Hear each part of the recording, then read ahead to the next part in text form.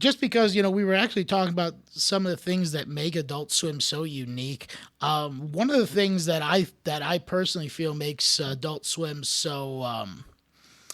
such a cultural powerhouse is its ability to incorporate all different kinds of art, whether it's animation, live action, Yes. short films, even a lot of the music that they feature, and their festivals and their live events too. I mean, they really know how to build their brand in a way that is both inspiring to a lot of the fan base, but also, I mean, makes people want to be more creative. And yes, their live events are the faithful. The faithful go to their live events. I want to be part of one, but they haven't tapped me on the shoulder yet. They did a Comic Con or Dragon Con here in Atlanta, Hmm. and they had a panel, and they had all the directors and writers and producers on the panel, and they did not invite me, and I was brokenhearted. So this was like 2016, I believe. Hmm. So I just dressed in my Too Many Cooks outfit and cosplayed as the Too Many Cooks killer. I invited, well, at the time she was 21 years old, my 20-year-old granddaughter. I said, "You want to go to con this weekend? We'll go down there on Saturday for the Adult Swim panel." She said, "Yeah." So we went down there and we toured. And what was fun, I'd be standing in the lines and I would hear someone, "Boy, he looks just like that actor," you know. And then every once in a while, someone would figure it out, and I'd go do a selfie with them, and then would disappear. But my purpose was, is they had you've been to cons, they had a panel. They had to panel them all sitting up on stage. So, and one of the deals was, is they're going to see an unseen episode of Your Pretty Face is Going to Hell.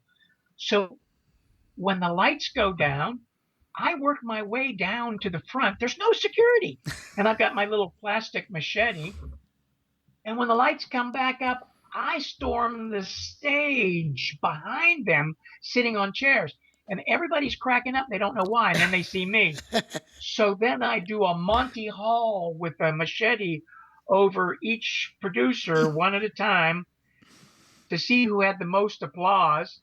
And then when I got to Henry, I was able to convince him that I was going to kill him with a machete and take his place, and that's what I did. So then, when that was all done and over, they got back to normal. There's no chair for me to sit, so I'm standing in the background, and they're still up there in their chairs. And you know how on a con they open it up for questions, and people come up to a microphone. And the first question they asked Casper Kelly was, "Where do you get your inspiration?" And I'm standing there animated, holding on to what looks like a joint, going, like that. And the whole house cracks up. And they don't know why it's so funny. And then when they turn around, I've got my angel pose like I'm doing nothing at all. So I thought, well, I either did real good or real bad.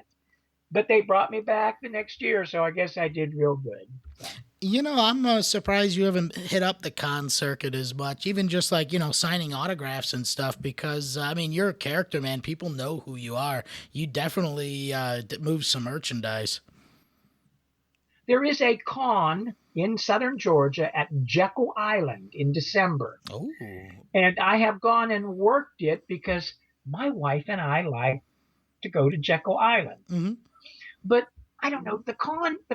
I could go get an agent and work the cons, but I mean, it's not what I want to do. I will do it to go promo a movie, or Yeah, yeah. it's I don't know. It's not where I'm at. I imagine if it became lucrative enough, I could be convinced. But it's time away from home, and that sort of. But this one's perfect because it's right down where we live, or not too far from where we live. It's on the ocean, and they put us up in a nice hotel, and I sell a few headshots. Yeah, yeah.